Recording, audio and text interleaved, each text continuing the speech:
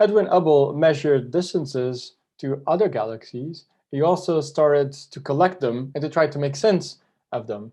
And this led to Edwin Hubble's classification scheme.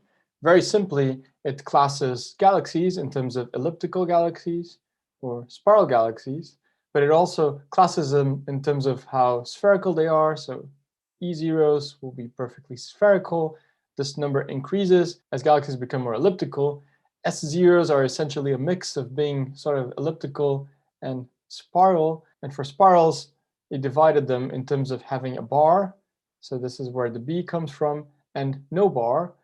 And this letter essentially contains information about how prevalent the bulge is, and also to do with the spiral arms. So galaxies with a C have a tiny bulge and lots of spiral arms. And as we move to A, essentially you only find one spiral arm, and the bulge is normally the dominant source of light. It is important to point out that even though the classification scheme uses the term early types and late types, there is actually no evolutionary sequence. Early type galaxies or elliptical galaxies definitely do not evolve to spiral galaxies. And if anything, it's the other way around.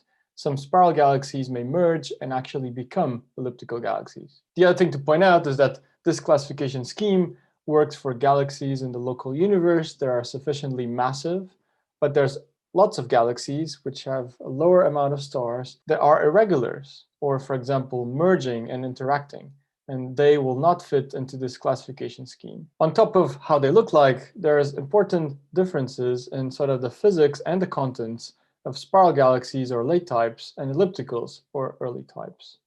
I already told you essentially how the sequence goes in terms of having bars and also differences in the spiral pattern, while for ellipticals, it's really all about going from being very round at 0 to very elliptical at 7, and then lenticulars are those in the transition between spiral and ellipticals. Spiral galaxies or late type spirals have a lot of things in common. Typically, they have thin disks. They will be like our own Milky Way. Most of them will have some sort of bar. This is true for our Milky Way, but not all spiral galaxies have a bar. And this is the reason why some of them will have a classification that contains a B, some will not. And the letters from A, B, C have to do with the relative importance of the bulge. If the bulge is very important, it means the galaxy will have an A. If it's less important, it will have a C. Spiral galaxies also have something in common, which is that typically they are actively forming stars. This is the reason why their spiral arms look blue. They look blue because of the presence of O and massive B-type stars, which are very hot and blue. This means that the light from these galaxies is actually dominated by the hottest spectral types still alive. And in other words, when we think about these galaxies, we can think that they actually cover the entire initial mass function. Because they keep forming stars, they always have at least some O and B stars, and because these are the most luminous, they will dominate the light. Elliptical galaxies or early type galaxies are quite different from spirals. On one hand, they're sort of featureless, they're sort of blobs. They're very massive, so typically they have way more stars than spiral galaxies. And they typically look yellowish or red. The reason for this is when we look at the stars that exist in early type galaxies, we only see relatively old stars. These galaxies are typically not forming stars. That's why essentially they contain no O or B-class stars, and even most A stars are gone. Therefore, the light of elliptical galaxies is dominated by typically the most massive F or G-class stars, which also implies that these galaxies formed all their stars billions of years ago. We can perhaps understand that they are not forming a lot of stars because when we measure the amount of gas that's contained in them, it is very little.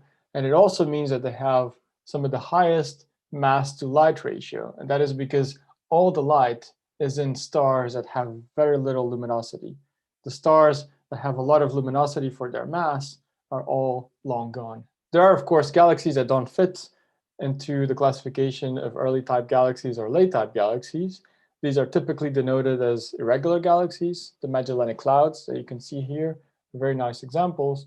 They can have quite a wide range of properties, and they usually result from interactions sometimes direct interactions with other galaxies, or sometimes more indirect, they typically have very little amounts of stars, but they typically have a lot of fuel to form stars. And therefore, irregular galaxies are typically young, and they're forming stars actively. Of course, galaxies of all kinds of types, they can interact, and typically when they do, we can see features like this. In Hubble's classification scheme, whenever there was an unusual feature, especially to do with, for example, interactions or galaxy interactions, you would use a P for peculiar. And in later sections, we're actually going to have a look into how these features come about, why they matter in terms of, for example, forming new stars, and also how some of these features or some interactions can actually be environmentally driven and can actually result in essentially killing a galaxy. Finally, some galaxy classification has nothing to do with how they look like, but rather how many stars they have. And typically, galaxies can also be classified in terms of their mass.